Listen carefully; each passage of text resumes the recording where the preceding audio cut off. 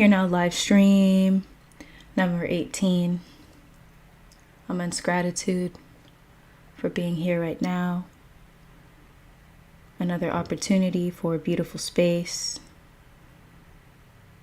Another opportunity to expand our present moment awareness. Another opportunity to learn what it means to allow our emotions to arise. Another opportunity to allow our thoughts to flow through our mental field without resistance. Immense gratitude for this moment. Immense gratitude for being here now.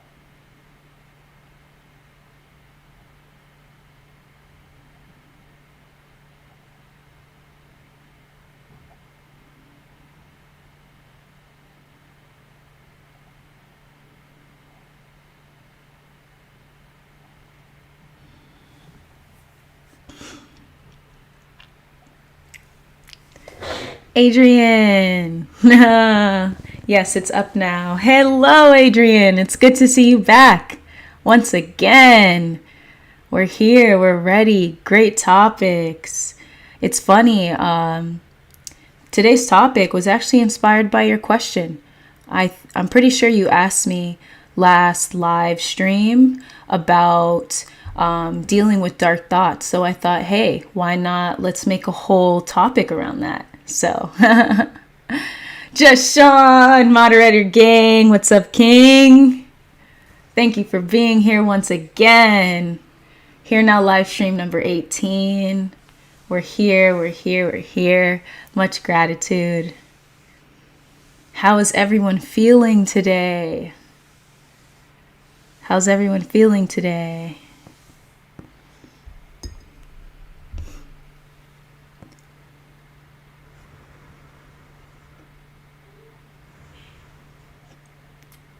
For sure. I think Adrian, this will be a great opportunity to learn how to essentially separating from dark thoughts, right? Yeah. Such a great question. It's one that many of us, we experience, right? So important to begin shifting our relationship with that. But yeah, vibe check. How are we feeling? I got some tea. Mint, lavender, chamomile. Is there chamomile? Yes, mint, lavender, chamomile. You guys already know it's the chill tea. Today I had a mixture. I mixed two. I put jasmine tea and matcha tea together. Love it. I usually like doing that tea midday because it's more of there's like a natural caffeine in it. It's very light because I'm definitely not a caffeine person. Certain matcha teas though give me like the jitters. So this matcha tea, luckily, not too much, but it's great like, midday or something like that. If I find that I'd like to have a nice warm tea. So second cup of tea. Louie, hello. So glad to see you back here on Here Now live stream. And not feeling so good. I'm sending you lots of love, Louie. I'm sending you lots of peace and continued presence. Really glad that you're here. This is the perfect space to enter, to allow you to expand your awareness in this very moment. So welcome, welcome, welcome. Just Sean, you feeling good? All right. Feeling good, feeling good.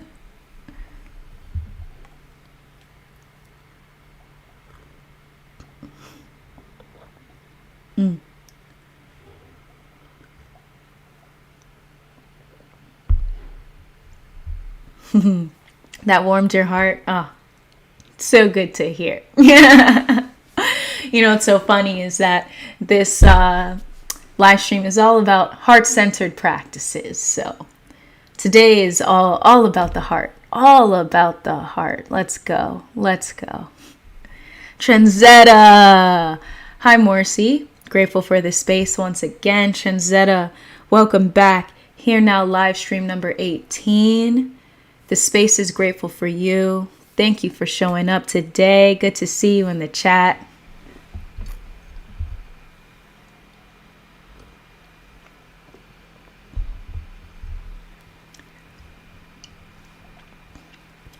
Sipping on warm tea in this moment, feeling a sense of gratitude.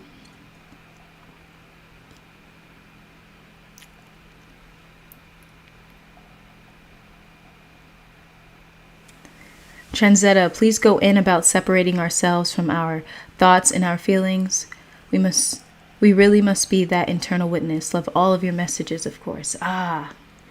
Yes, Trenzetta. I feel so called to go in about this topic. I feel it from my heart to share it. It's one that I've experienced, and I'm sure so many of us have experienced. And this beautiful skill of separating from thought is transcendental, literally transcendental. So we're going in today. We're going in. Dark Sagan, gotta head out, but wanted to say hello and have a great evening. Dark Sagan, thank you for stopping by, showing up. I appreciate your presence and your positive vibes. Be sure to watch the recording, and I hope to see you again in another Here Now live stream.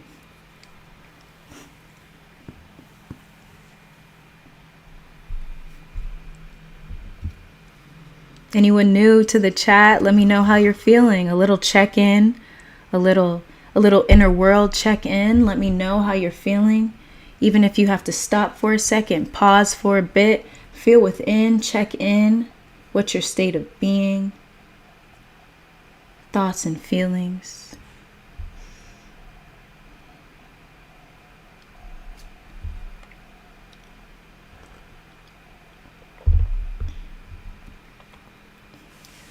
Just a little bit ago, I felt a couple feelings of anxiety arise within me.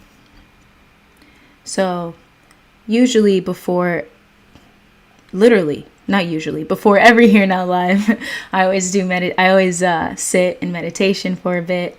And one of the things that I was doing was allowing my heart to beat, thanking my heart for its function, and practicing what we may call compassionate self-talk.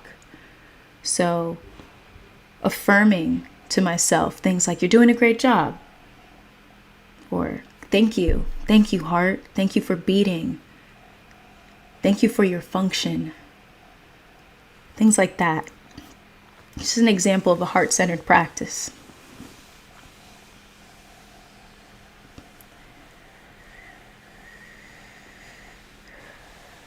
Adrian, did my message get deleted?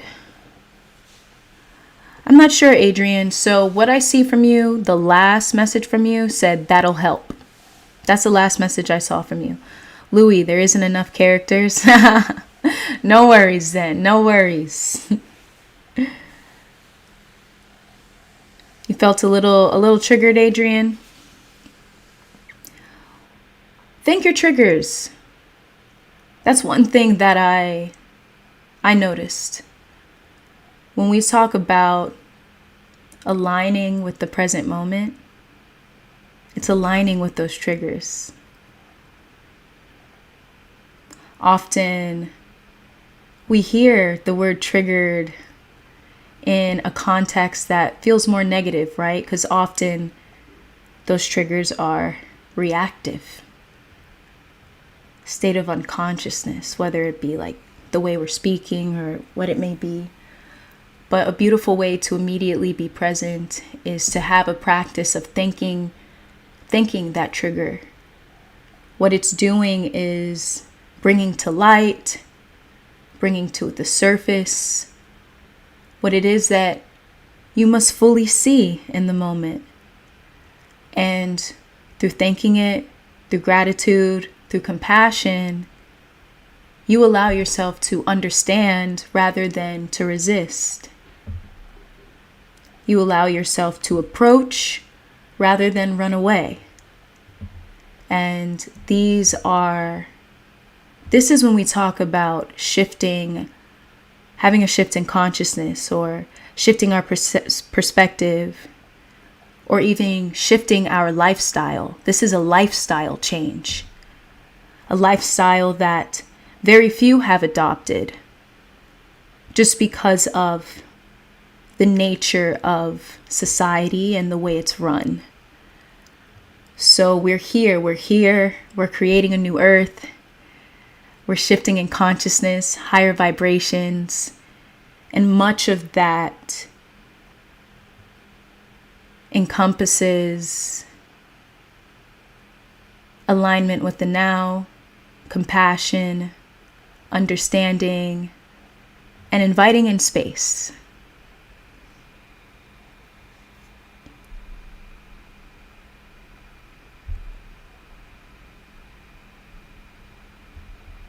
Adrian,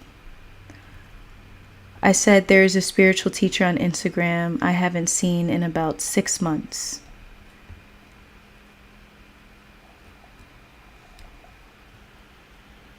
Wait, what do you mean by that? I missed that.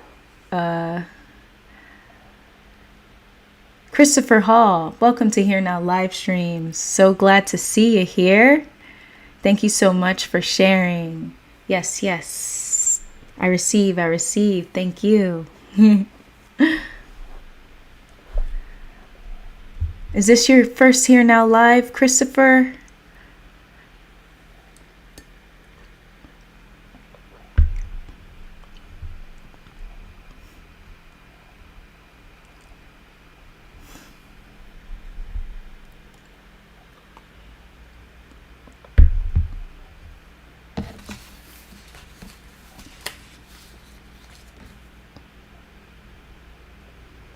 Okay, not seen, but haven't seen him active on the app.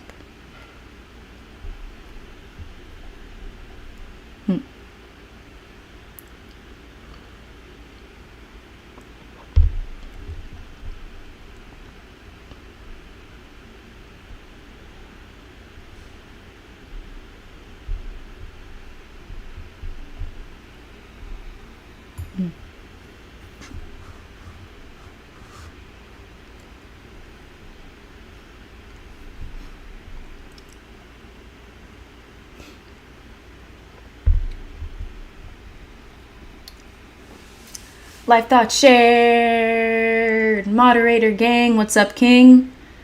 Thank you for being here. Can you share some more info on what freedom looks like to you? Whoa, freedom. I'll use that as a marker of let's start chatting about tonight's topic. Alrighty.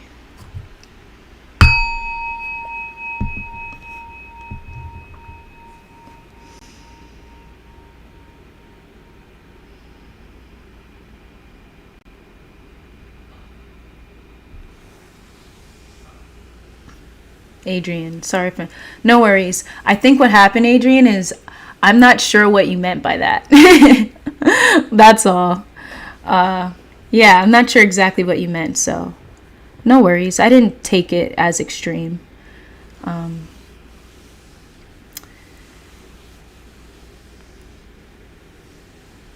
can you share some more info on what freedom looks like to you? Wow, so freedom is huge umbrella term. So for the sake of today's topic, so the title of this live stream is Separating from Dark Thoughts, Freedom Through Heart-Centered Practices. So for me, freedom through heart-centered practices looks like prioritizing heart-centeredness so that we are not trapped in the illusion of what the conditioned mind creates. The worries, the fears, and whatever goes under the umbrella of what you may deem as a dark thought. In that space, in that very limited space of the conditioned mind, there is no freedom.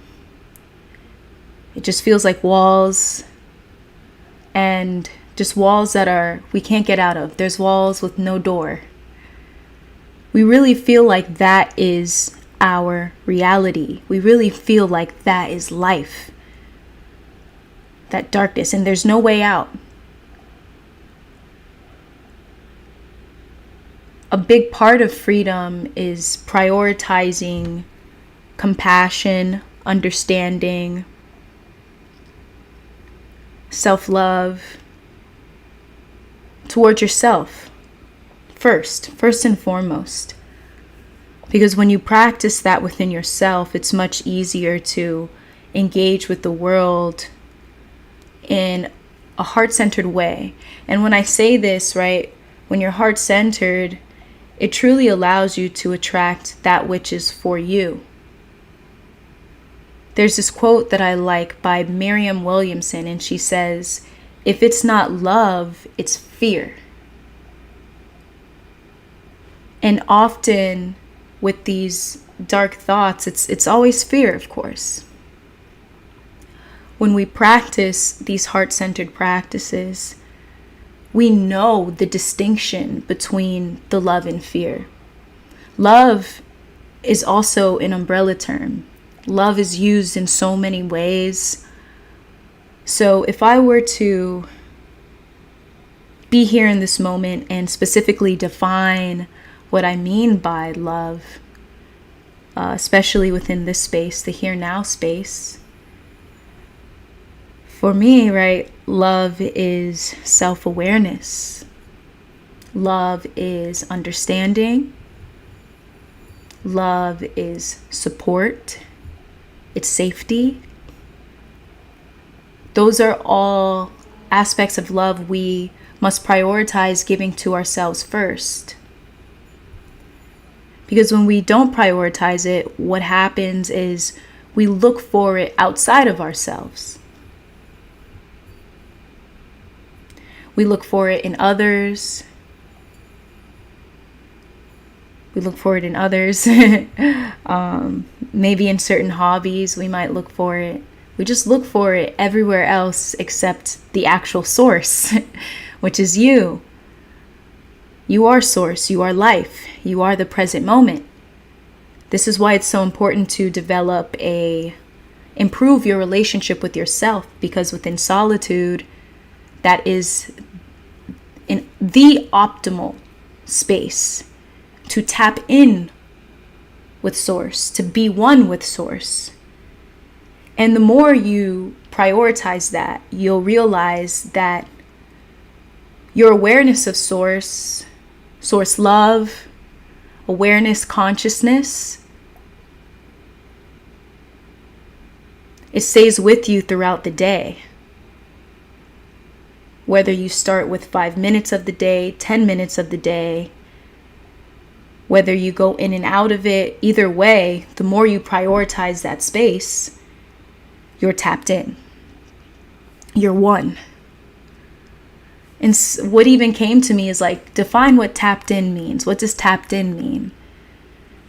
I would define that when you're not tapped in, we forget that we are not separate. When you tap in, you remember we are one. You are one with Source. No matter where you go, no matter where you are life. I want to remind you that even with what I'm sharing, it's all pointers. Words such as source, words such as the present moment, even the now. I described aspects of the now, but so much of it is beyond concept.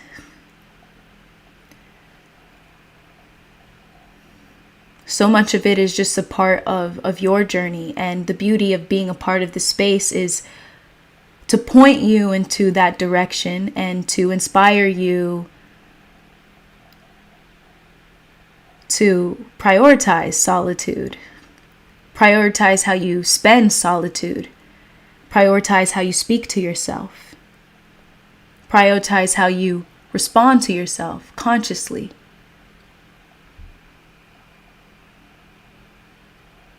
So freedom for me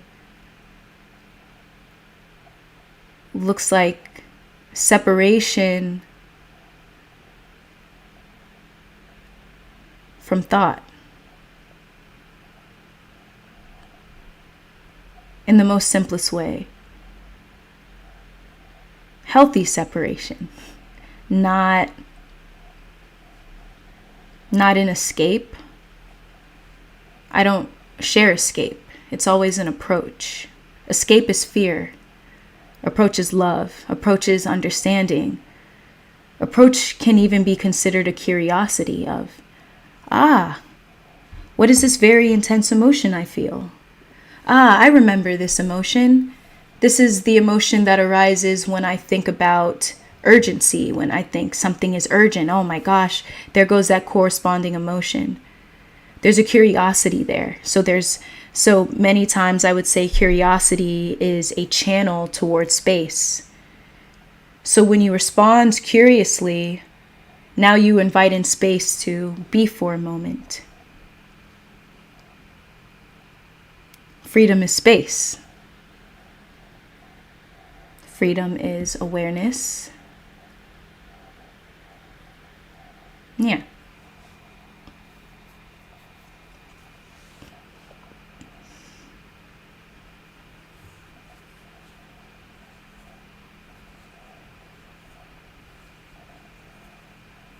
Adrienne, I think triggers are there for you to heal for what you really want in life.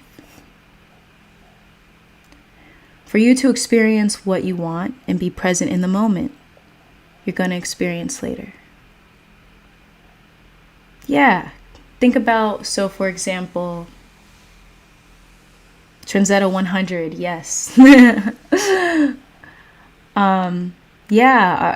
These triggers, let's see if I can define trigger off the bat. I feel like in many ways, trigger is it's like defining a response in a way too. An emotion arises, and it's like, for example, you can have a trigger, but if you have space and that emotion arises, it wouldn't be triggering. There would be awareness. What I'm thinking about is like when I sit in formal meditation and I set the intention to be non-reactive, and I set the intention to allow emotions to arise, there aren't triggers. Unless it's like something new, it's in the beginning. There will be moments where there are a trigger, where I'm like really still, and then all of a sudden something arises, and I'm like, and I like step out of that like meditative state, But yeah, like, so for example, so when we have those triggers, it's really redirecting us. I like that too. It's redirecting us, just like you said, Adrienne. It's directing us to in the path of what is truly meant for us.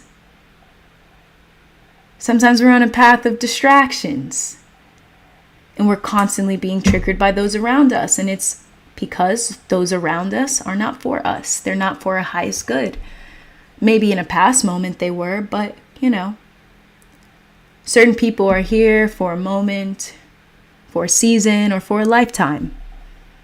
And a big part of the awakening process is recognizing that and letting go and shifting your environment, watering the seeds of your environment so that you allow yourself to embody your most authentic self.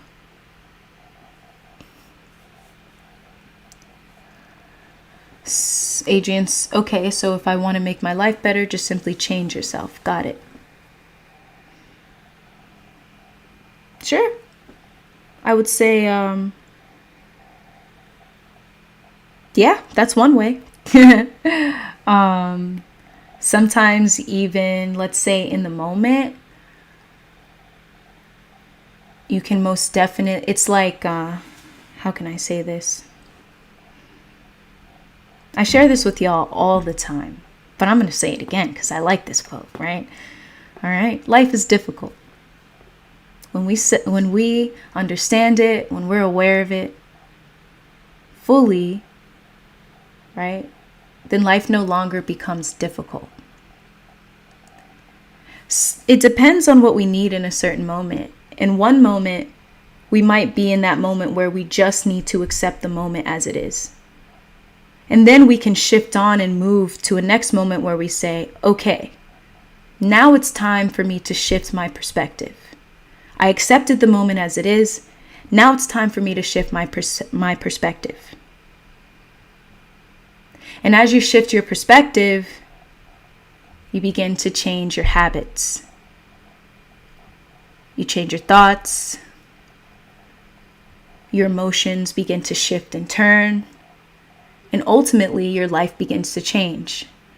So yeah, there's definitely a process to that. Transetta,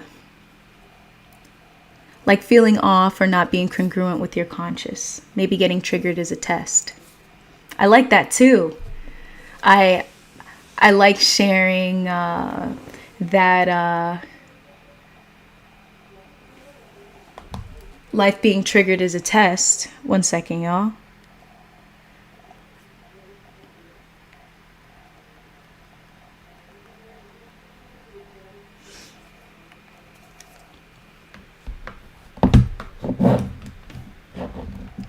Ronan, welcome back. Here now, live stream number 18. Good to see you here.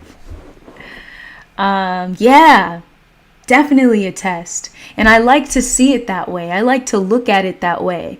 Because in a way, it's like, oh, I'm being tested right now. Oh, well, I'm about to perform then. I'm about to be in my most optimal. I'm being tested. All right, let me think about my lessons from the past. Let me think about what I learned and how I can use all of that awareness, that wisdom to shift in the now, right? All change, all transformation happens in the now,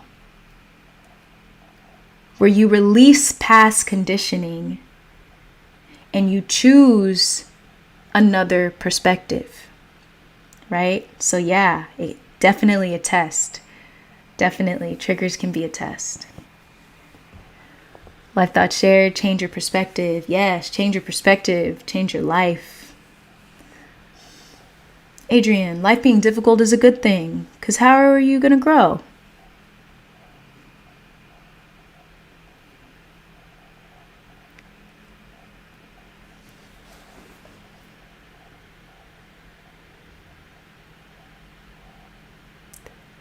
I like to think of life often as like a video game. Me and Life Thought Shared had a conversation about this before. Like when you play a video game and you're going on to the next level. And so let's say you're on level 5 and you're about to go to level 6. And in level 5, it took you a couple attempts. Let's say it took you 10 attempts to even beat that level. Within that level, there was a set of skills you had to learn to pass that level. And you had to do it again and again and again to even get to the next level. And that's how I feel about life. We're constantly given the same lessons again and again and again.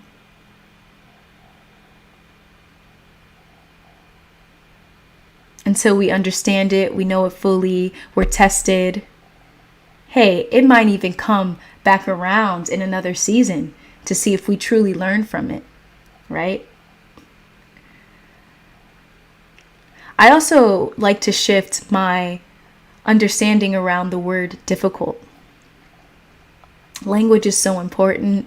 We talk about compassionate self-talk.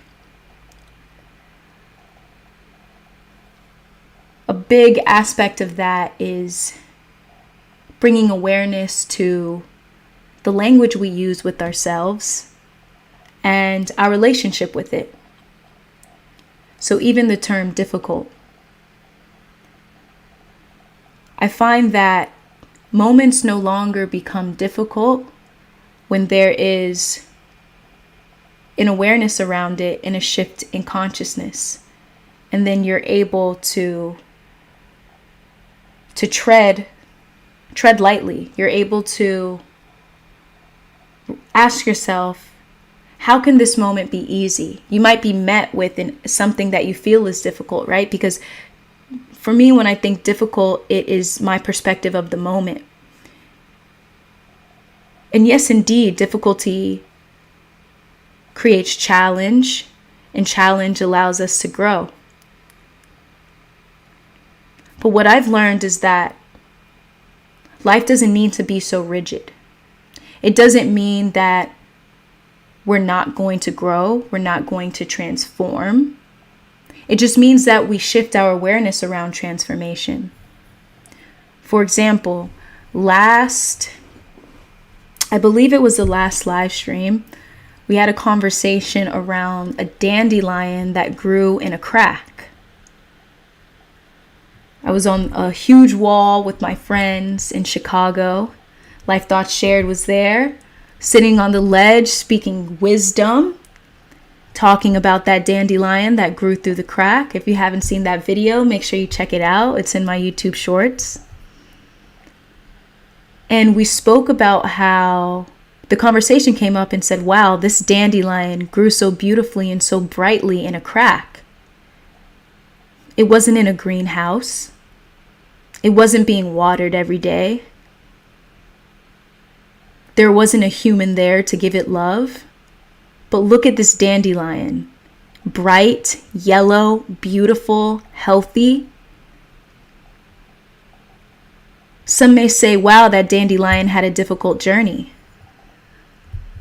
Or some may say that dandelion chose to focus on abundance. That dandelion grew because it recognized that it had everything it needed to grow. Water, sunlight, some form of foundation or stability, and it was able to grow. Did the dandelion complain? I don't know. Maybe we can give it a story. We love stories, right? The mind loves stories. But what I saw in that was ultimately that no matter your circumstances, you can grow, you can transform through shifting your awareness to where abundance exists. It doesn't need to be so rigid. Often I like to ask myself the question, how can I make this moment easy? Because there's moments where we're there and we're like, this moment is difficult. Like, geez, this moment is difficult. Okay, all right. Well, space. Stop for a second. You notice, wow, this is what I'm feeling right now. Stop for a moment. You invite in some space. Pause. And then you say, how can I make this moment easy? Whatever comes to you. And by asking that question, you put yourself on a vibration to receive another perspective that allows you to step into that transformation, step into that growth in a way that's not so, I don't know, forceful. For sure. Life Thought Shed. That was a great moment. Love this story. Yes. Honestly, that's like, if I had like a top 3 shorts, like that one was my favorite. I love to capture those moments when I'm with friends and like there's profound topics that are being shared. Like, do y'all ever have a conversation with someone and you were like, damn, that was a good conversation. Should have filmed that or recorded that.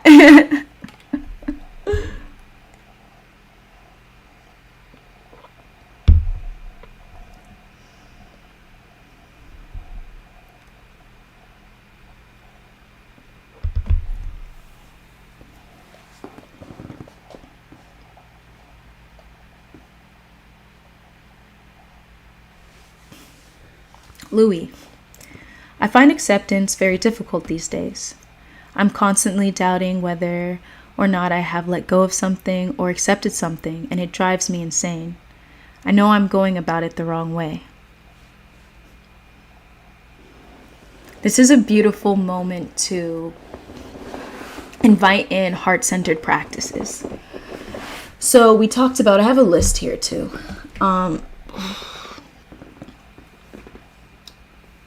Trenzetta, something I tell myself in difficult situation is it's only hard if you make it hard.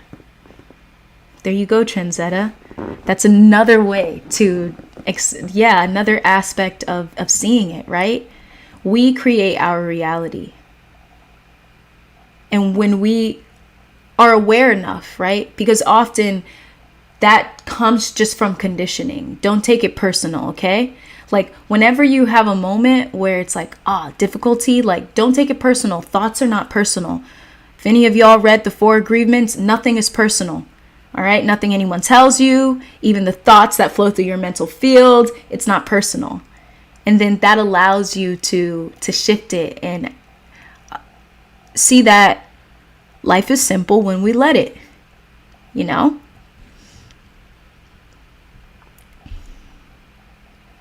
Thinking about it, I want to cry. Allow yourself to cry, Louis.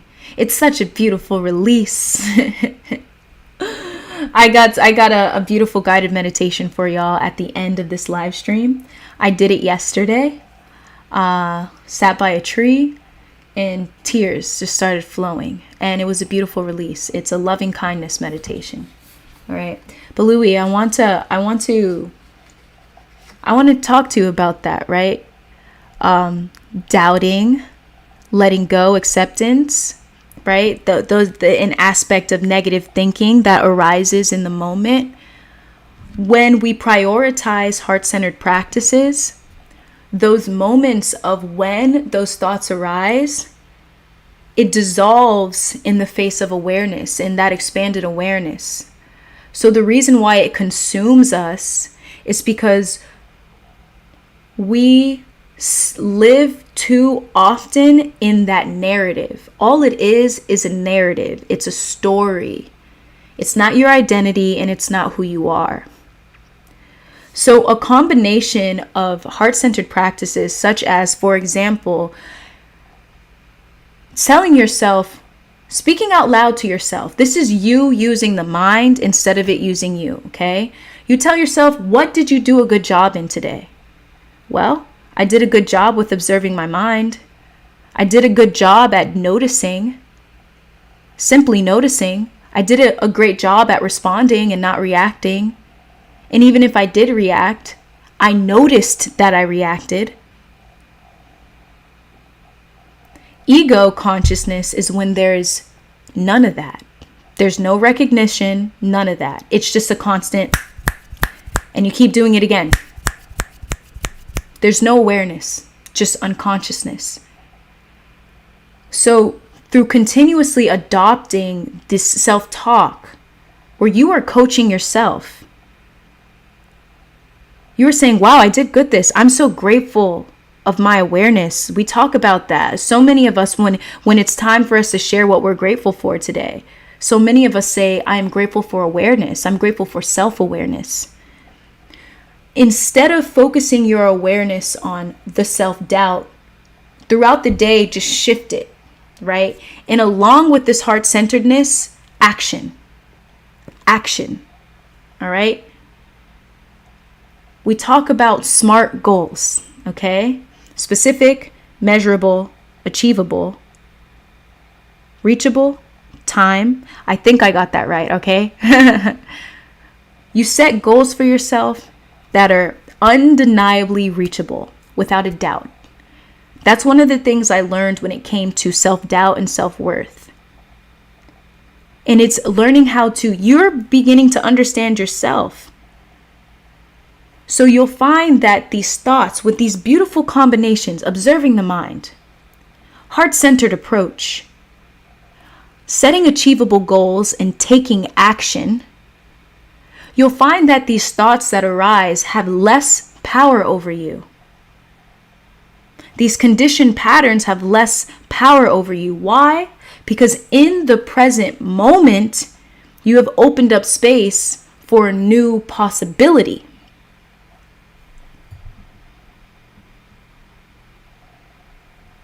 You aren't living off of the past.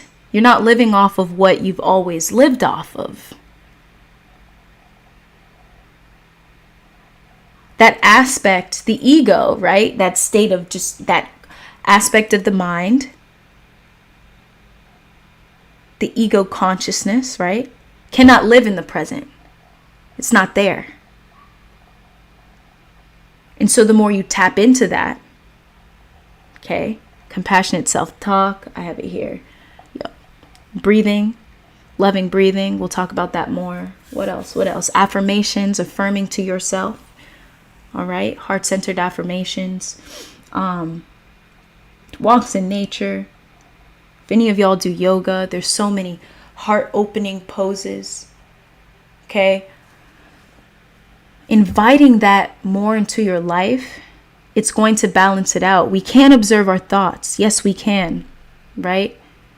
But if we're not pairing it with living in a heart-centered approach, that means prioritizing self-compassion, prioritizing supporting yourself, prioritizing making sure you feel safe with yourself. When that is not prioritized, then observing the mind, it's not going to have as much influence, because what's going to happen is you're going to continuously be in the same the same loop. The same thoughts are going to arise and the same triggers, right? Like I said, observing the mind is a powerful practice. It's my main practice.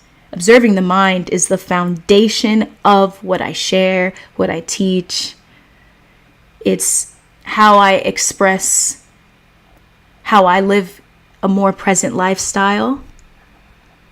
And I recognize that with observing the mind comes that heart-centeredness, so that you can be more aware. It's what it is doing is it is expanding your practice.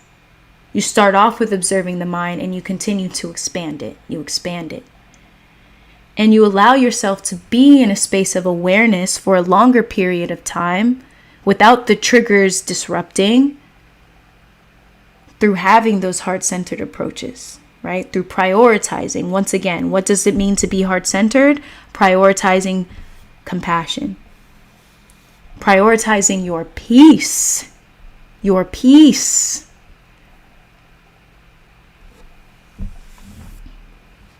Prioritizing connections with all aspects of you. I mentioned that before, right? All aspects of you.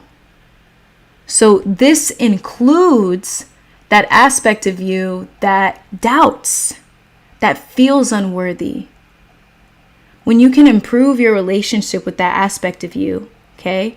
Not running away from it, not shaming it, not guilting it, understanding it, approaching it, trying to understanding it, not even trying, understanding it, that is a heart-centered approach.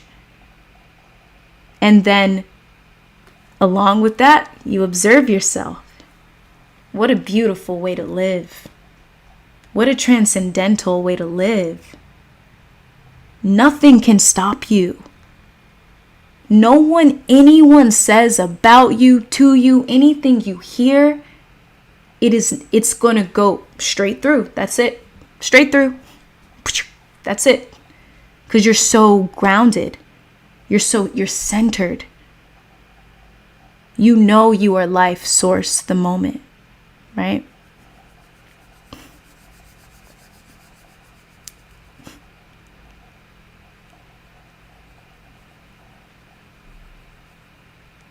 It's up to us internally first, Trendzetta. Yeah, it's interesting. Like, it's so interesting. I had a conversation today, talking about, like, in the aspect of spiritual awakening, there's a paradox in so much. It's like it's one that's so much beyond the mind. I shared with y'all, like, that aspect of awakening that cannot be conceptualized. Everything's just a pointer, right? Buddha said something around that his teachings are simply, it's like just pointing to the moon.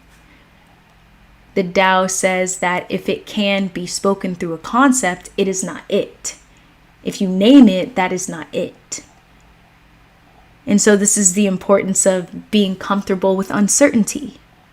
So if you're uncertain, allow yourself to be uncertain. In fact, you're in the perfect place. You're in the perfect place to receive that which you may have never experienced, you've never known.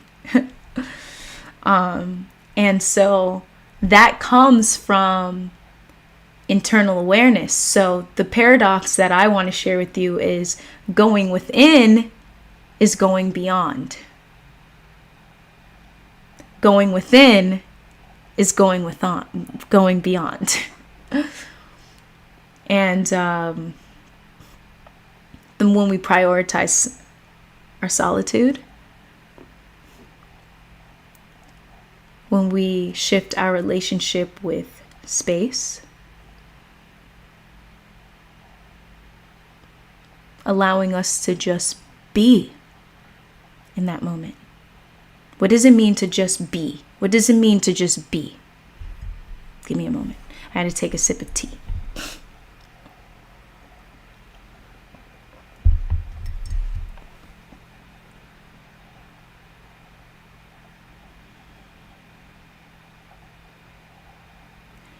Just being means, in that moment, in one aspect of it, okay? There's no labels. You're not young, you're not old. You're not whatever gender you might identify with. You're not rich or poor. You're not whatever race or ethnicity. You're not the culture. You're not your culture. You're not where you're from. You're being. To just be.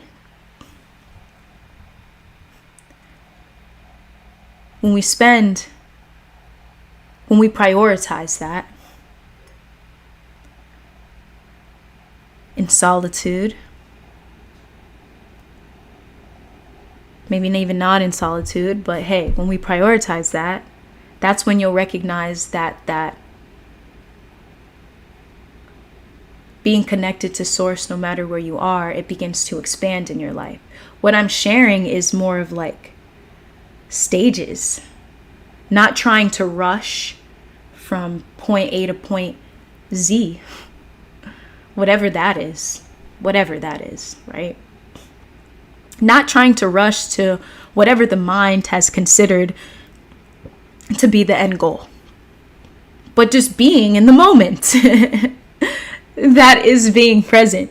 That is an aspect of going within, being present with yourself.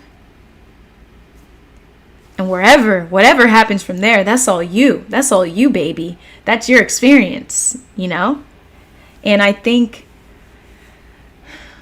know that is such a humbling aspect of spiritual awakening, is acknowledging that, like, at least for myself, as someone who shares often about spiritual awareness, specifically present moment awareness, it's so humbling to say, I don't know. I don't know. You might ask me a question. I don't know. It's so humbling to say, yeah, I've had these beautiful, deepened experiences, and honestly, I don't have words for it. I'm going to just take it for what it is. I can only point you and share with you my experience, but that's it. It's just a matter of, I'm going to share this with you so you recognize that is within you too.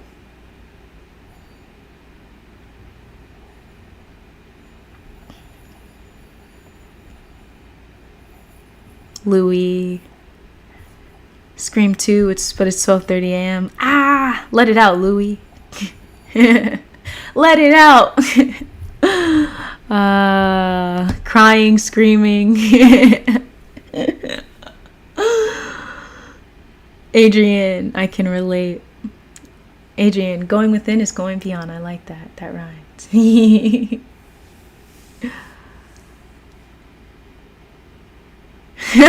Oh, that's so funny. You said, what does it mean to just be? I take a sip of tea. Bars. Bars.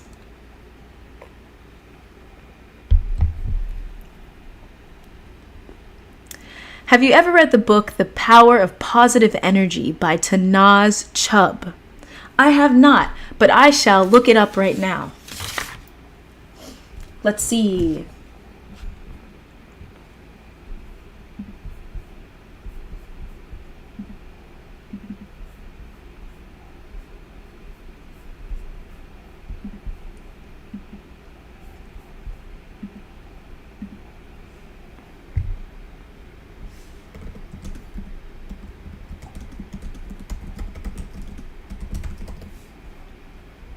Ooh, is there a PDF for this? I take free copies all day, baby. Let me see first. What is it? Oh, I feel like I've seen this book cover before. The Power of Positive Energy. Everything you need to awaken your soul, raise your vibration, and manifest an inspired life.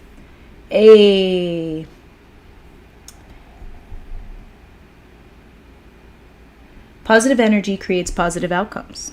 But how do you get the good vibes going? It all comes down to understanding and embracing the innate energetic power of your soul. Oof. Oof.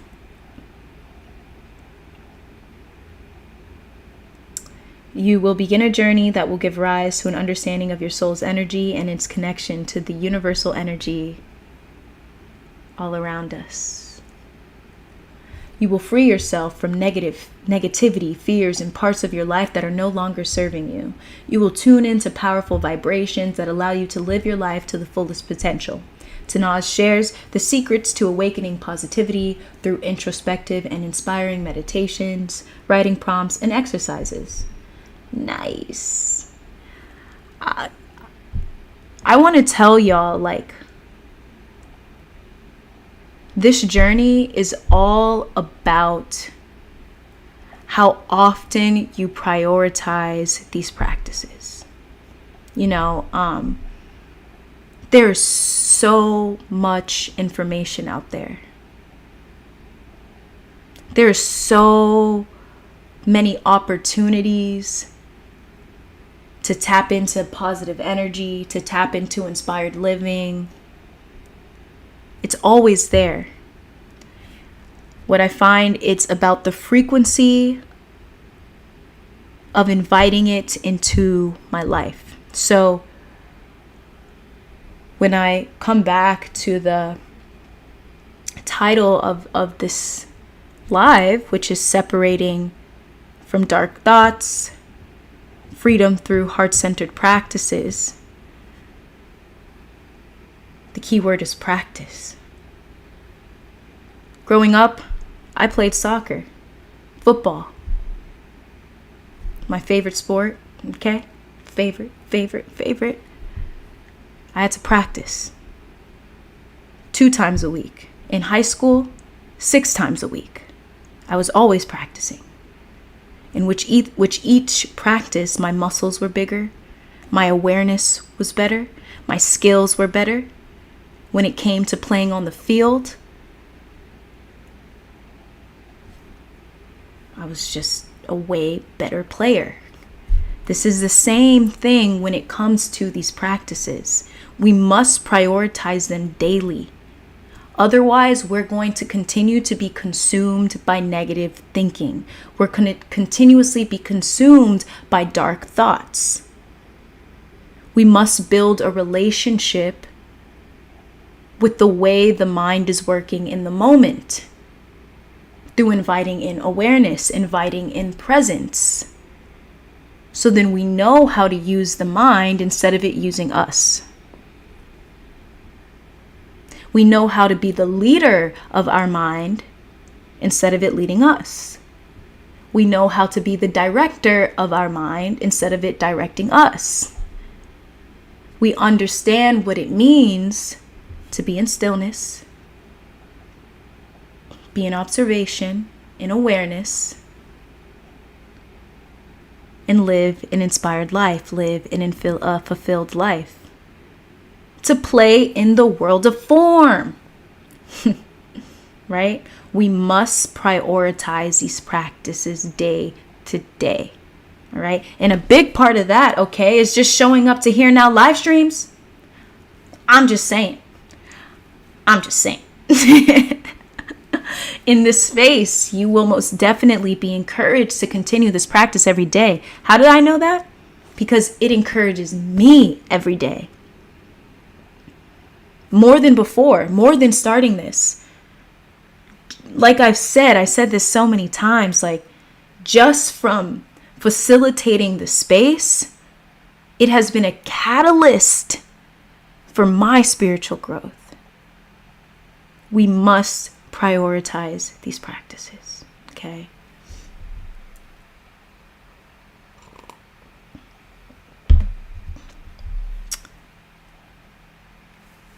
Louis, you're not bringing negativity. You're sharing the reality of what you feel right now. No need to say sorry. You're expressing your most current thoughts and feelings. And you have an openness to receive. What matters most is that openness to receive. You're all good. No worries. That's what this space is for us to heal, for us to see beyond the negativity, beyond it. Sometimes we just get stuck in it. It's okay. That's what happened to me. That's where so much of the story I tell y'all, it sucks there, okay? Suffering sucks, okay? But when we are aware that we can go beyond it, that we are beyond it, we're free. We set ourselves free. No worry, Louie.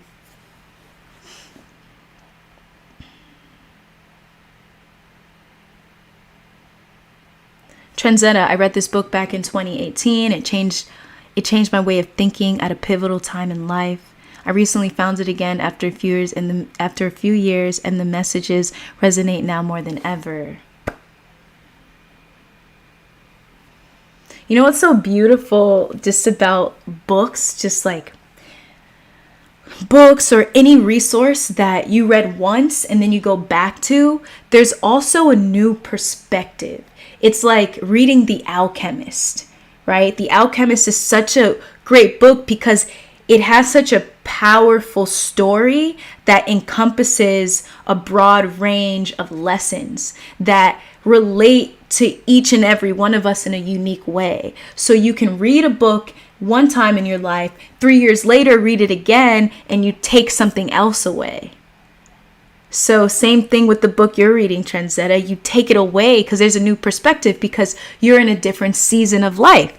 So that book is helping you in this season of life, and you're expanding your awareness around positive energy, inviting in that positive thinking, tapping into universal energy, universal source. Flowing and moving, being influenced by life force energy. We're not we're not trying to manifest based off of lack or fear, survival. No. We're manifesting through abundance. We're manifesting through life force energy. We're manifesting through what is here right now. And that's a whole nother level. That's a whole nother lifestyle, okay? Hey, y'all, we're master manifestors. We can manifest any way we want. Some may say, yeah, you can most definitely manifest with a survival mentality. You can. Is it optimal? Is it something you'd want to do again? No. The energy of your journey will always match the energy of your destination. How you got there is how you're going to feel when you get there. Maybe you're going to feel a little happy for a second, but because there was not a practice of presence, that energy, that long-lasting, long-term energy, that groundedness, universal source, positivity, it's not going to be there. There will always be a survival mode. There will always be stress. That is not fun. Stop playing in the world of form, okay? I'm not saying that every part of life has to be fun. I'm just saying, you can invite that into your life, Ronan, a ball can keep me entertained for hours. Ronan, you like a little footy? Right here, man. I love football. Ball is life, like seriously. If anyone here can relate, when you have a mind that is just like working so quickly, like there's so much going on, and often it can manifest in restlessness. Having a physical activity to transform and transmute that energy is so important. So growing up, I always active growing up. I've always been athletic. In high school, I played flag football. I played soccer mostly. I played flag football, American flag football. For one season, that was fun. American football is not really my favorite sport. Gosh, that's such a dangerous sport. Like, that's a whole nother. but yeah, I love soccer. So it's so important. Also, when we talk about the heart-centered practices, like find an active activity that you love. So right now, I don't play soccer, but I practice yoga. I go to hot yoga.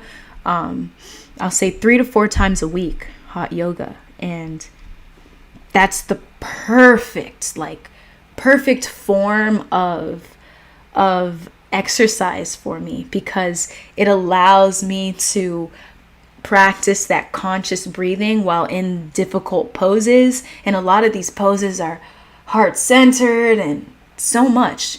So find yourself something physical you can do. Anything. Biking, hiking, strolls through nature. That simple like that. It could be a little bit more intense. Maybe you like parkour or what else? There's another form of exercise that there's a huge community.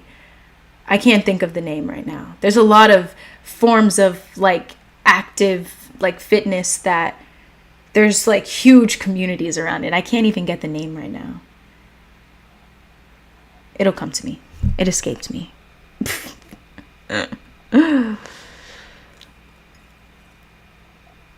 Trendzetta, I believe me finding your channel is divine synchronicity. Much love, much love. Yes. it's so beautiful to recognize the how we are drawn to certain spaces. Like, it's because your energy was in line with the energy of this channel, and boom. So cool. I love that. Much love, Genzetta. Life Thought Share. Thank you, Morcie, for a reminder to continue my practices. You got it, dude. I feel like that's such just a huge aspect of the awakening practice, is just like prioritizing the practice. And reminding yourself, like, releasing expectation from end goals. Like I said, like, the realm of spirit is so paradoxical in many ways, because it's like, release your expectations of the end goal. It's like, often we practice to have an end goal, but at the same time, release your expectation of the end goal. It's such a interesting, like, balance, It all depends on what you need in the moment, honestly. Yeah.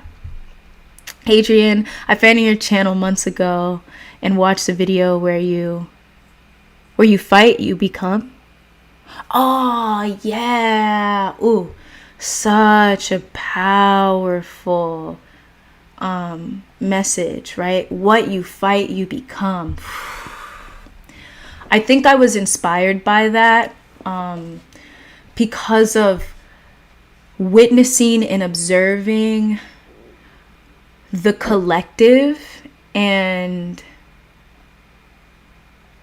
I would say the collective unconsciousness. And there's so much, like, I guess the word is activism that happens. And when the ego becomes deeply identified with these aspects of activism, like, what you fight, you become. So you become it more and more and more, because your consciousness is so surrounded with what you're fighting. You become it because it's your environment, Yeah. So true. What you fight, become. That's awesome, Adrian. I don't even remember the name of that video, but I do remember sharing that. Louis, I feel like such a contradiction. One day I'm okay with life, the next day I wish it never happened, as in being human. I would rather have been a bird or something. Just because of the awareness aspect of being a human. Those days when we're like here and there. And it's like in our mind, it's like, I bet life would be better as a bird. I bet it's greener on the other side. One thing I always say is just, like, honor your emotions. They're telling you something,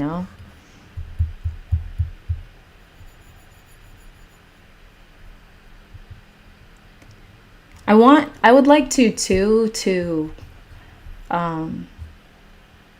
define, like, the difference between the mind and awareness, because there is actually a difference, right?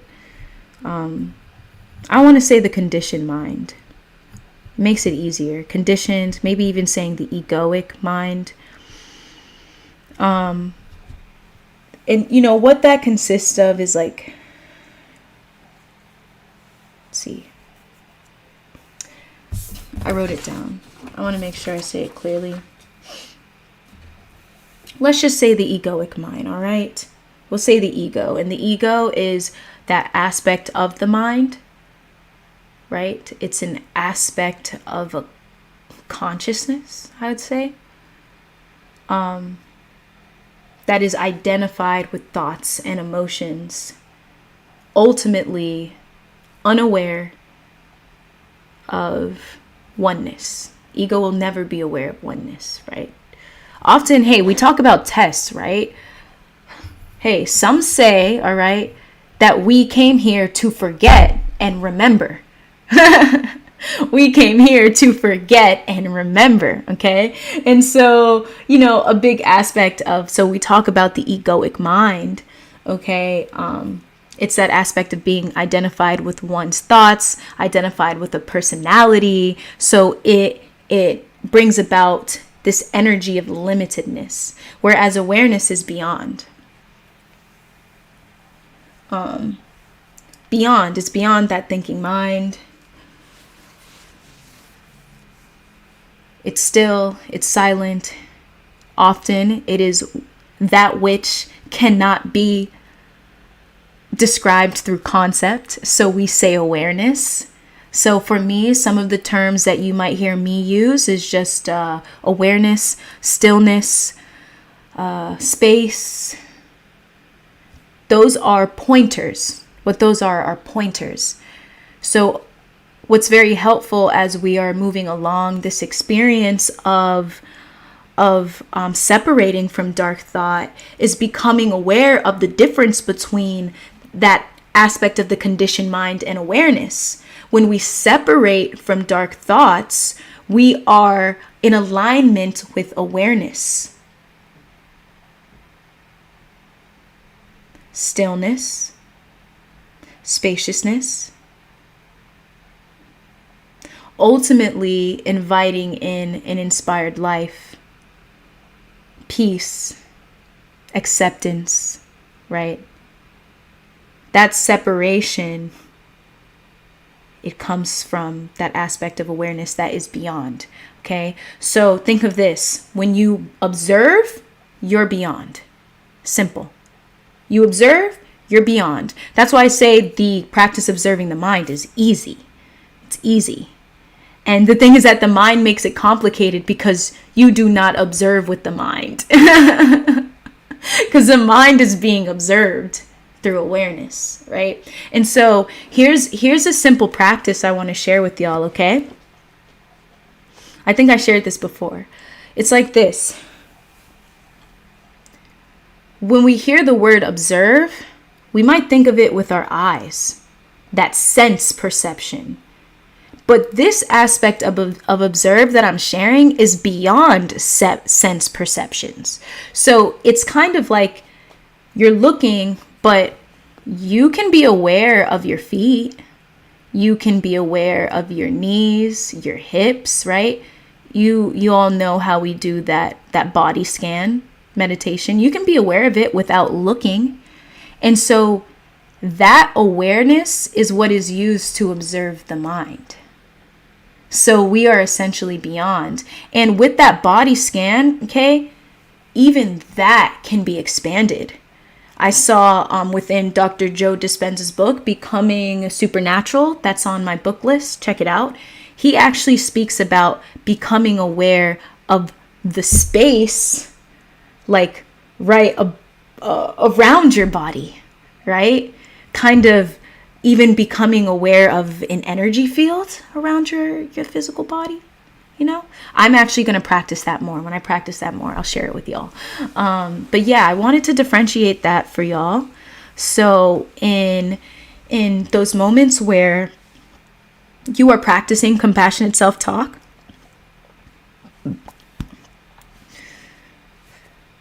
compassionate self-talk, one, is an example of using the mind instead of it using you, okay?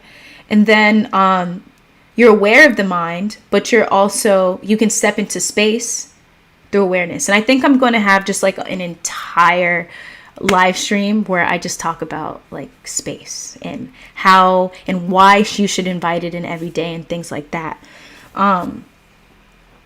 But yeah, like as you are stepping to this space of heart-centered practices, it's important to understand that aspect of awareness, okay? Yeah, that's when you feel true happiness, inner peace. Truthfully, like that is where you feel it. You know, the phrase like, I need to find myself, like finding myself. It's like, you don't have to go anywhere. It's right here. And it happens through awareness. It's all right here. We don't need to necessarily travel to another country. It's all right here. So yeah, very important.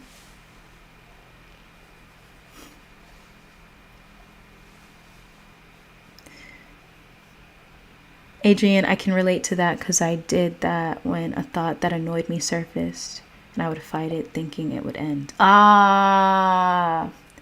Fighting the thought and thinking it would end. Yeah. So you fight the thought and then it's like you get more. See, it's like when you fight the thought, you get more consumed in the thought. You think about it more, you know? Yeah, that's such a great, I like that. It's such a great example. And that's where we practice non-reactivity, non-resistance. So immediately the thought comes up, oh, no resistance. I'm not about to fight it because I'm not trying to become it. Because I know it's not personal and I know I'm beyond it. Yes, yes, yes. Transetta, we would have a sick combo. Hey, indeed. Stay tapped in, Morcie. You have a wealth of knowledge. Much love, much love. Likewise, Transetta, likewise. Louie, your videos have helped a lot. I started watching your energy vampire video or the conscious and unconscious video. I can't really remember. Oh, that was your first. Okay, nice. I briefly remember that energy vampire video. Oh my gosh, that one was a while ago too. I enjoyed creating that one too, learning about that. And I would even say that on a personal level, I'm on my journey, on a journey too of understanding specifically different ways to approach those around who it feels like they're draining our energy, right? I shared that with y'all. I'm reading this book about empowered empath. And it's really, it's cool. That's also in the book list. Check it out. Link in the description by author. Her name is Rose Rosetree. And she talks about that, talking about being a skilled empath. When it comes to labels, by the way, like I don't typically call myself an empath. I like to reduce labels as much as possible. Using them mostly in like maybe a conversation, like an introduction to someone, or just to like for practicality's sake. But ultimately, I really do like staying away from them because it allows that non-attachment. It's a great practice of non-attachment. So even with the phrase, like even with the label empath, like I wouldn't say that I feel like to call myself an empath, but I would say I do feel an aspect of myself that is incredibly empathic, and I would love to learn how to train that aspect of myself so I'm no longer absorbing all these energies around me. And that has been a current theme for myself lately, and it's been such an interesting process. It's been such an empowering process of being able to bring your awareness back to you. And I shared this once before. One of the simplest ways is to become aware of your body. So you might be in this like a crowd of people, you might be at a party and there's a lot of people. One of the best ways to create that, like to not absorb so much energy, to not like allow it to enter your auric field, really is just like becoming aware of you, becoming aware of your body, becoming aware of hey, what is it that I even becoming aware of your body, and then coming aware of like, hey, what is it that I'm interested in the moment, rather than what are all these other people interested, you know? Goes on for hours. Hey, another Here Now live stream topic. Me too. Everything is I identify as these days. Yeah. I think this what I notice in observation just of the collective is, you know, identity is a huge part of triggering, like what triggers, you know, and that is an aspect of that ego consciousness. The more identity that one holds and has, there is more attachment. And then it's like you forget, like, hey, you know, you're not like that identity. Like you can embrace it. Like, for example, it doesn't mean that, you know, I mentioned before in being, you are not your age, you're not your gender, you're not your ethnicity, your race, your culture, where you're from. It does not mean you don't embrace those things. You can definitely embrace it. You know, some may say this is our avatar. Some may say it's your personality. You can embrace it. It's just it balances. There's a beautiful balance when you have a practice of being. So you're not attached to these aspects of your personality, of your uniqueness, but instead you embrace it. There are moments where having a term and a label are helpful too, by the way, right? So do you all see like that balance? Everything's a balance. You don't necessarily need to push things away. You don't need to label things as bad. It's just a matter of your awareness in the moment. What do I need in this moment, right? Is a label what I need in this moment, or is not labeling what I need in the moment, right? And often I find for myself that being in that aspect of not having a label is like a reset space. It's a, hey, I think you forgot who you are. Hey, let's step into being for a second. Okay.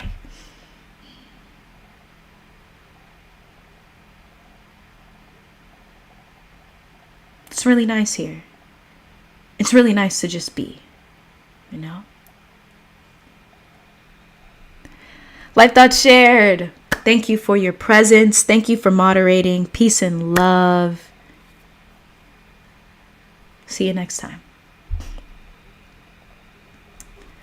Labels have never resonated with me because why do we have to be one or the other, being put in boxes?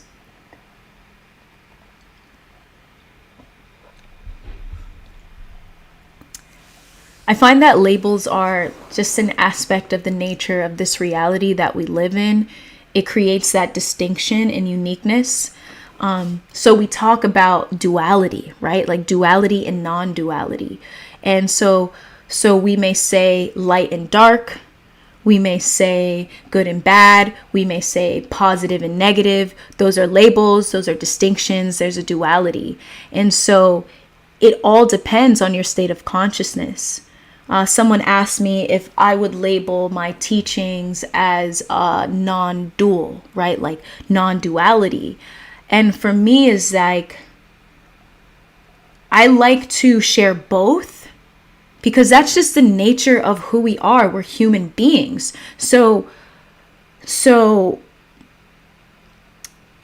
if we can recognize duality, like when we look around, yeah, we do sense a sense of separateness. Like, are we about to deny that right now? Like, I mean, at this moment, right? Like, I can say I am one with this, but also I recognize like, hey, yeah, like there's a separateness. I do feel a separateness to this sound bowl. Can we just acknowledge it? Let's just acknowledge that. And then, the more you go into your practice, okay, your consciousness shifts. It shifts and it shifts. And then what you recognize is non-duality. So what you're recognizing is no labels. No labels. How I see it is labels have a place. They have a time. Just like I say, I will use labels for practical sense. Yeah, why? That's how we communicate with those around us. Like I say, like, you don't have to necessarily run to the mountains of Tibet and escape all of society. If you feel called to do that, you go you. Hey, I might do that for a second. It depends on in that moment what you need. And so what I find is the importance of embracing both, because that creates a sense of relaxation. We talk about non-resistance. It creates a sense of non-resistance and an acceptance of being here now.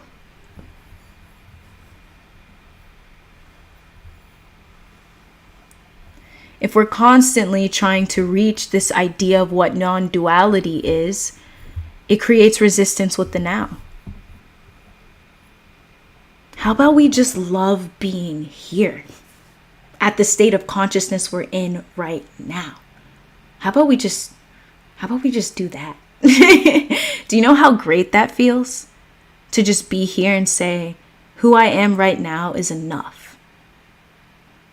That doesn't mean that you're idle. It doesn't mean that you're not going to, continue on a transformation process. No, it just means like you're being content here now. giving yourself permission to just be content here now, you know? and that's a big aspect of here now live streams. We are in this moment, y'all, expanding our awareness around what it means to be here now. Wherever you are, however you see, however you feel, be here. We don't need to reach for an idea, this idea of there's going to be moments where we have experienced non-duality in so many ways. Some can be huge and expansive, some can be very small. Non-duality basically happens in those moments when we're just being. That's the most simplest way, and probably the most deepest way, because you can dive into that more and more and more. But yeah, like, for sure. Adrian, what a great live. Yeah, man. I'm really feeling, wow, so much wisdom spewing out here. Wow, love it.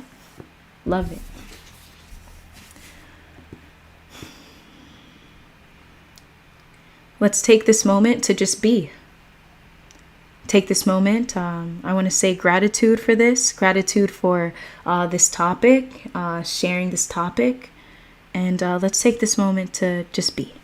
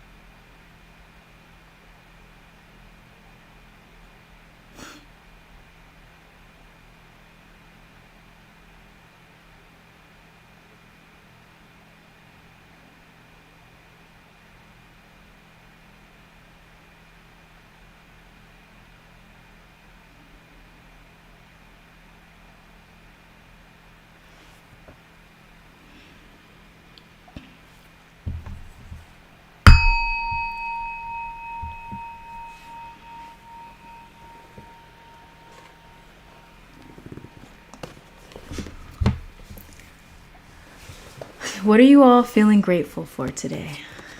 Gratitude. Live in a state of gratitude, y'all. Let me know in the chat what you're feeling grateful for today. Plant-based incense, check them out. Link down below. Today I'm going to use, lavender.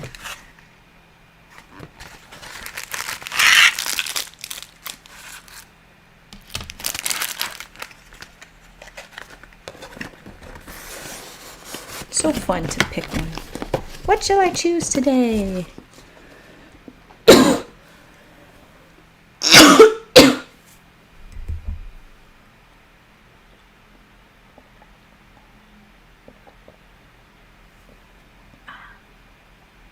I'm grateful for this tea.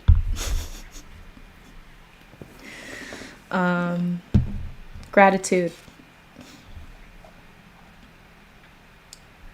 Gratitude is another way to tap into the present moment. Immediate. Not only do you tap into the present moment, but you become, that's what it is, right? Present moment. You become fully aware of what you have, and there's joy. There's awareness of what's already here, topped with joy, topped with a feeling of support, topped with safety. Be sure that you're living in a state of gratitude. When you wake up in the morning, in the rising, say what you're grateful for. There were days when I would wake up with anxiety in the morning, in the rising. I'll wake up with anxiety. That's why for me, waking up and getting out of bed is huge. It's a huge step. Gratitude for that. When you wake up, what are you grateful for? The bed you just slept in, your feet touching the ground, being able to walk.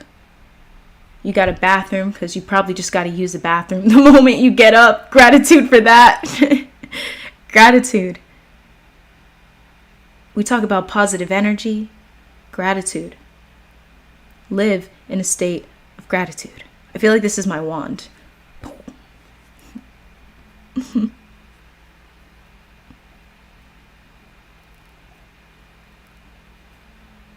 Louis, something clicked when you said be comfortable with the level of consciousness that you are at.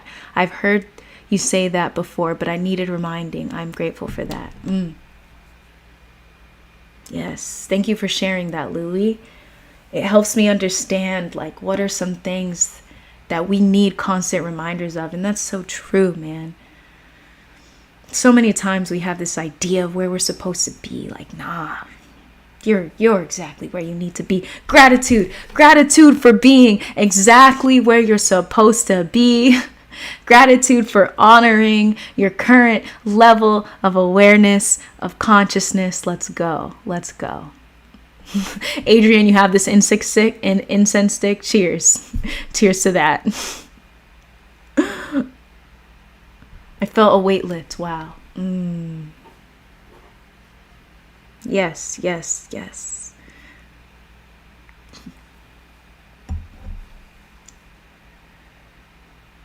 Adrian, grateful for this live. Yes. Powerful live. This live is grateful for you. Louis, I am also grateful for my dog who has been poorly and had to stay at the vet's. He's home and healthy. Oh, sending your dog lots of love, sending your dog peace. So much love to your dog, Louis. Also, I'm happy he's home and healthy. All right. Beautiful, beautiful, beautiful. Thank you all for sharing what you're grateful for. I encourage you to each and every day invite that into your life. That's another form of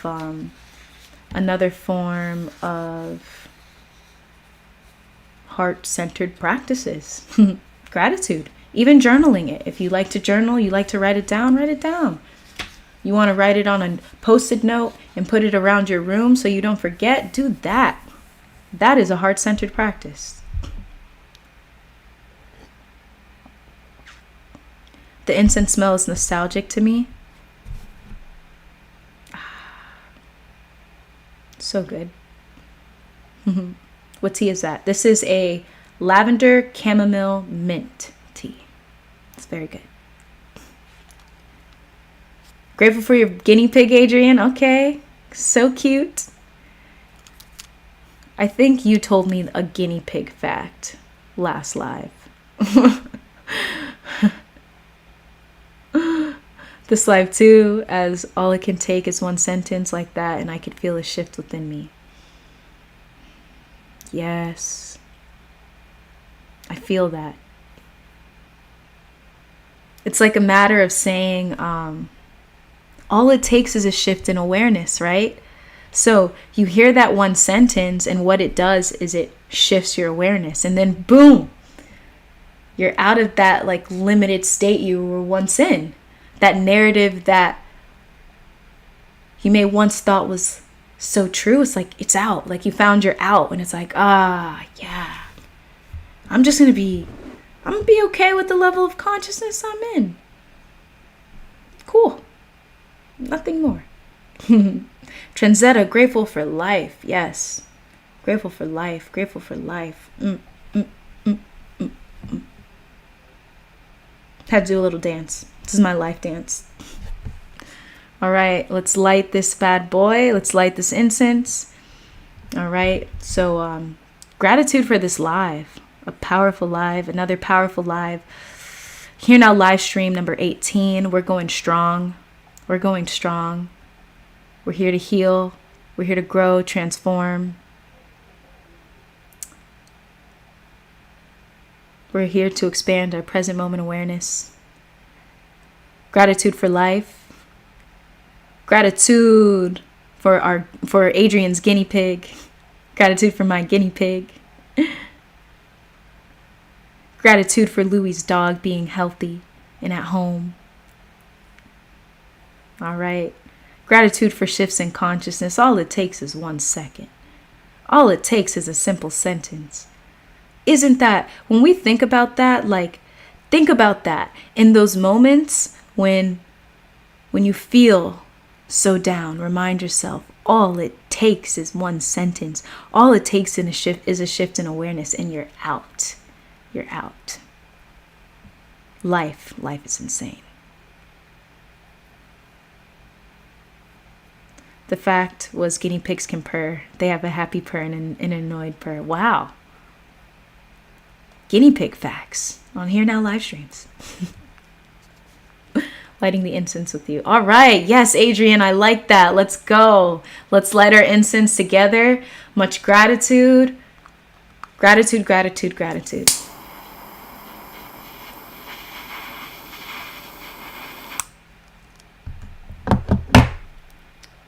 Much love, y'all. Much love. I take this moment to be here. Filled with joy for this moment. Gratefulness and living in a state of gratitude. Thank you all. Here Now live stream community. I'm so grateful for y'all and your energy. So beautiful to witness this. To know that this space exists in this society, yo.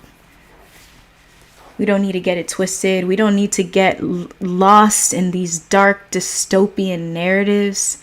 We right here are a living example of light. A living example of source energy. All right, y'all.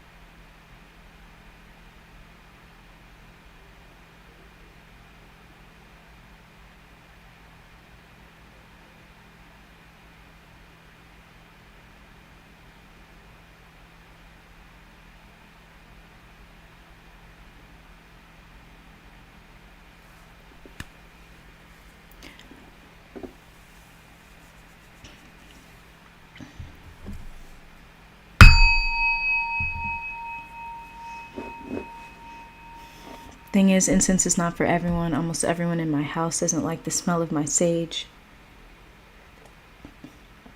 for many, that's, yeah, I agree. There's a lot of people who don't like the smell. I like it. Just depends, right? Incense is, especially like spiritual properties, like incense or sage specifically, it deters negative energy. There's an entire process to that. You close all the doors and the windows, right? And then you light the sage, you're smudging.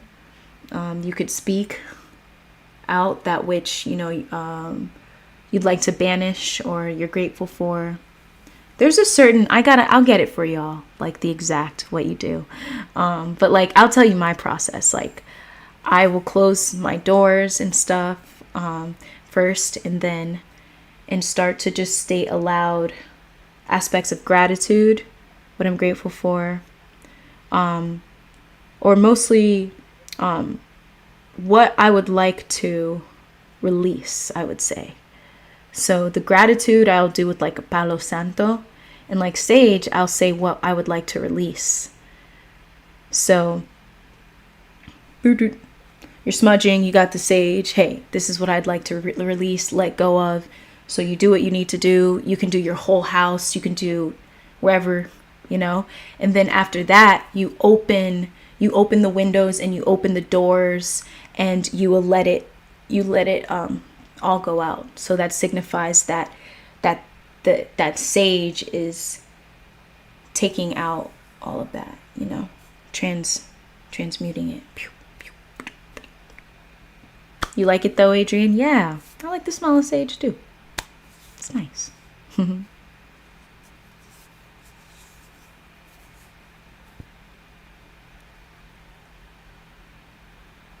Louis, when I wake up from certain states I have previously been in, I notice I begin to cultivate more empathy for others. Yes, unconscious state, just because I know there's two rather than reacting.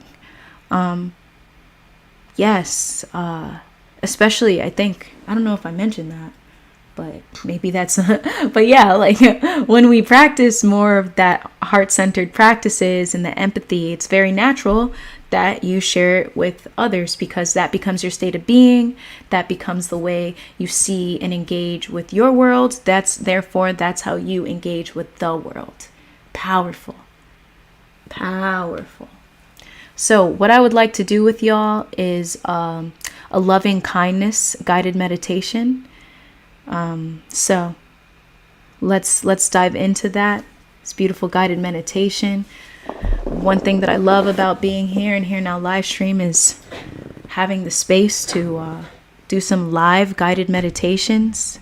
It's very special. It's a beautiful practice. So let's dive in.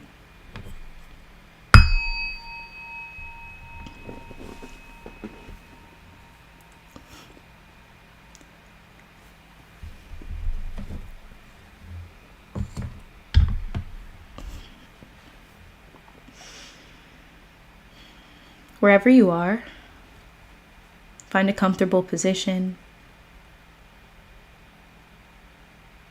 You can sit upright. You can lay down. Any position that allows you to be comfortable yet alert, so you don't find yourself falling asleep. You can be fully present here for this guided meditation.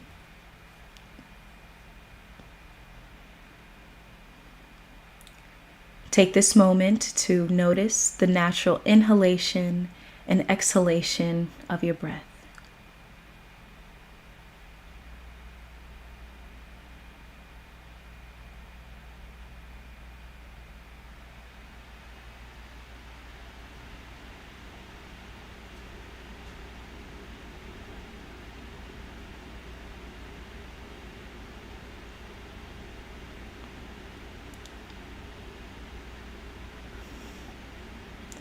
Awareness is life.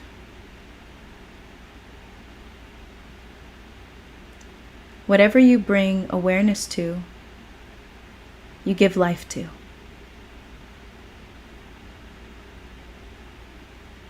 Awareness is love. Whatever you give love to, whatever you give awareness to, you give love to.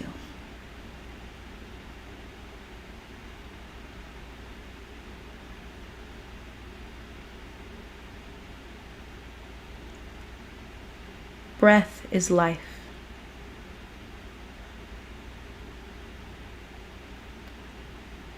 When you give awareness to your breath, you give awareness to life.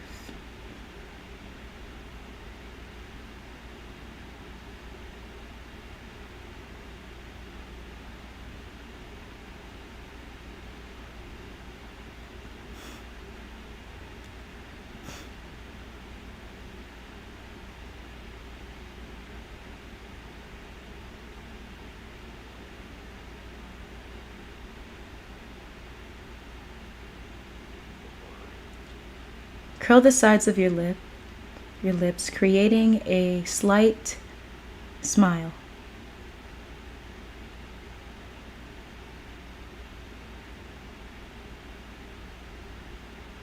And begin to scan your body, giving it loving energy.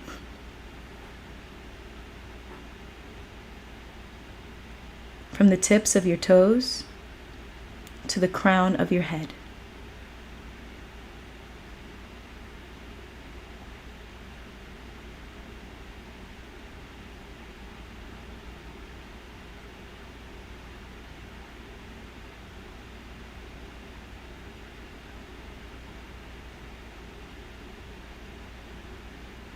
As you do so, become aware of the life pulsating through your body.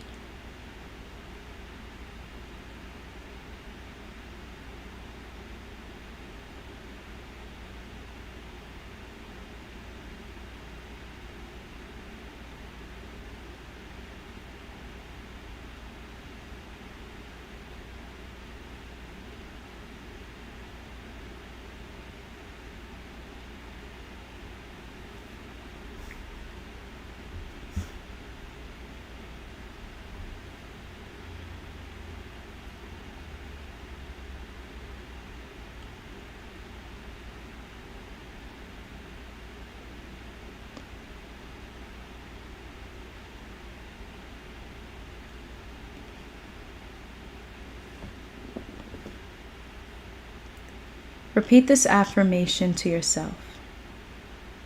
First, directing it to yourself. May I be happy. May I be healthy. May I be at peace.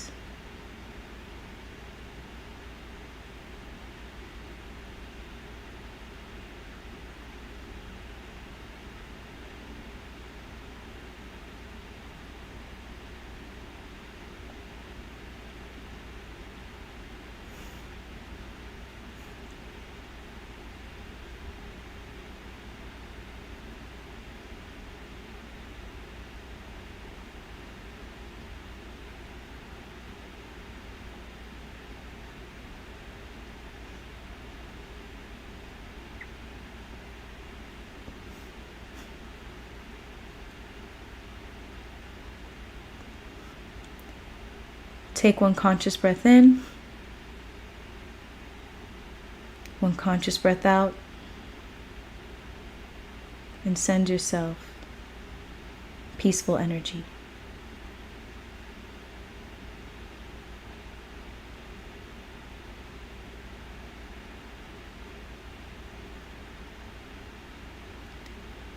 Now direct this phrase to someone you love.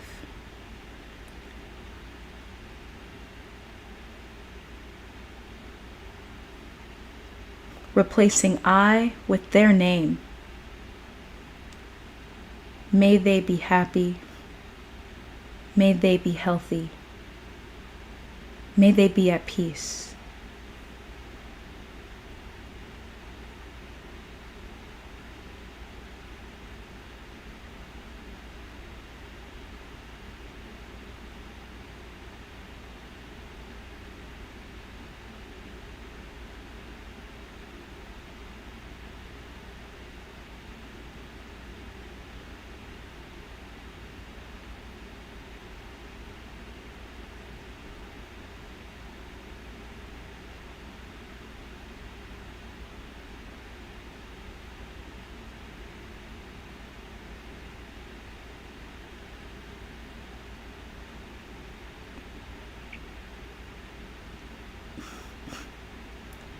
Take one conscious breath in,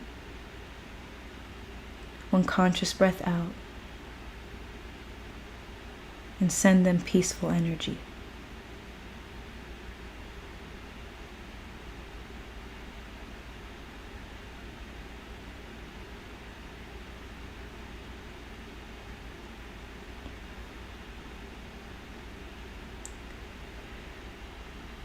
Now direct this energy to an acquaintance, maybe a stranger that you remember, someone that is not in your direct reality, but one that comes up in your mind.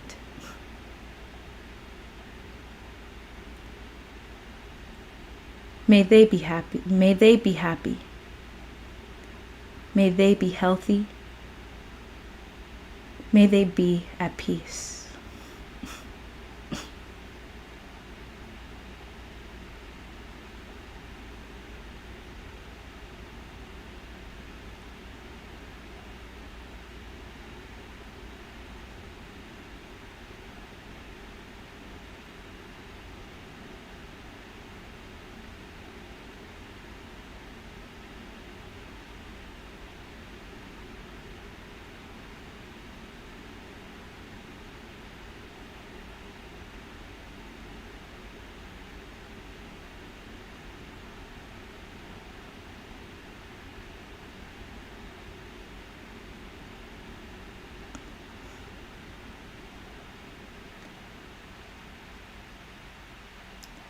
Take one conscious breath in,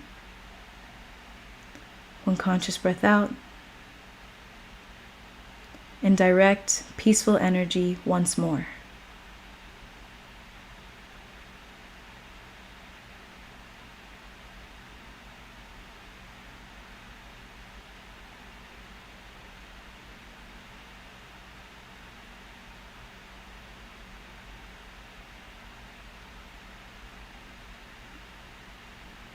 Now direct this energy to someone who has hurt you. Maybe someone you didn't have a good relationship with.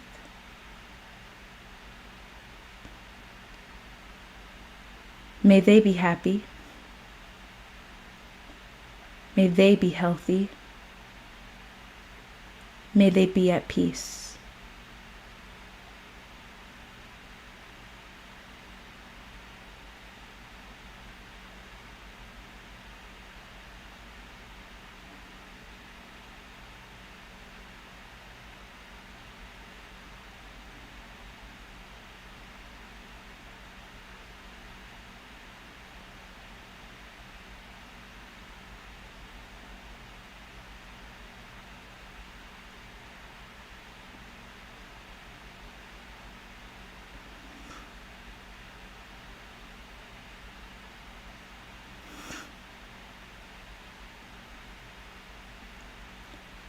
Take one conscious breath in, one conscious breath out, and direct peaceful energy to them once more.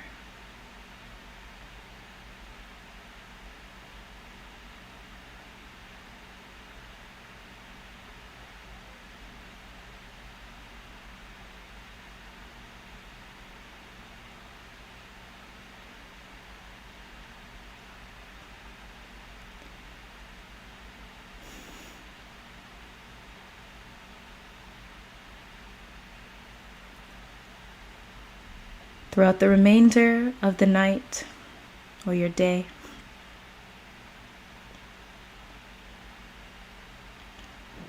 be sure to invite this practice into your life. Whenever you may need it, or whenever you'd like to send it to someone else.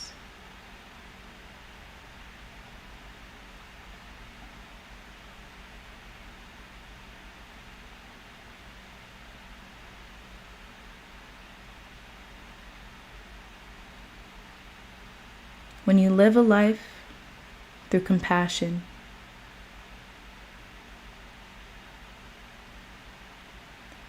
you free yourself from negative thinking, negative emotions,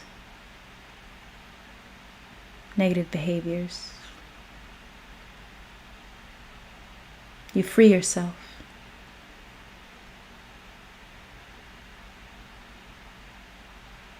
And allow yourself to live an authentic life.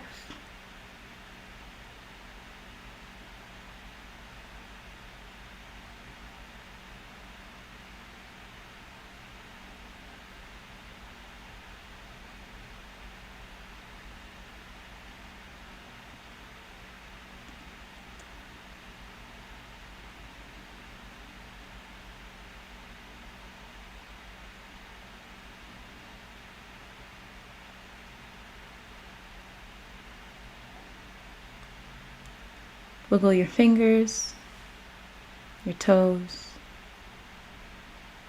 Thank yourself for this practice. Open your eyes and return when you're ready.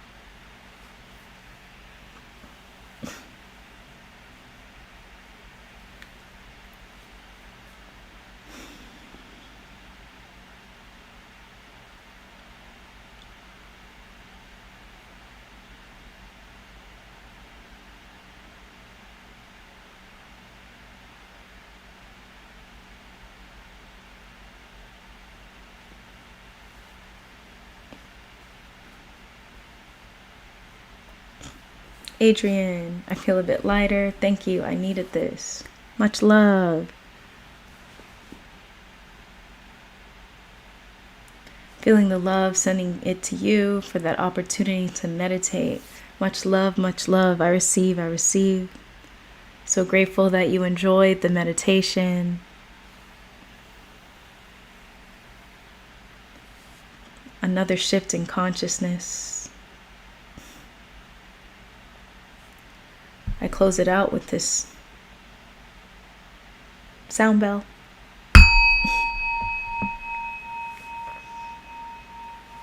I want to thank everyone for being here. Here Now live stream number 18. Thank yourself for being here. You can be anywhere else, but you chose to be here in Here Now live streams. You chose to surround yourself in a space where you can expand your present moment awareness. You can remind yourself that you are beyond the busy mind. You are beyond the loop of negative thoughts and emotions with just a simple shift in awareness. Thank you all for being here. If you do want to support this channel, be sure to give it a like, share it with someone you know who needs it. Check out the book list down below. Any donations are much appreciated. Link down below. Not mandatory if you feel called to do so. And yes. I see you all next time. It is Tuesday, so I will see you all this Thursday. Same time, same place. And yeah. Here Now live stream number 19. We're going strong. Alrighty. Trendsetter, thank you, Morcie. Much love, Chinzetta. Thank you. Thank you for being here. Louis, I sat here, think we have this ability to consciously love that alone. I'm grateful we can be anything else we choose. Indeed we can. Indeed we can. Now I can take my evening walk feeling good. There we go, Transetta. There we go. Jashan, peace, peace. Thank you for being a moderator once again. All right. Shout out to the chat. Have a good evening, Transetta. Yes, yes. Louis, you are very welcome. Very welcome. Sending y'all peace. I'm sending y'all love and continued presence.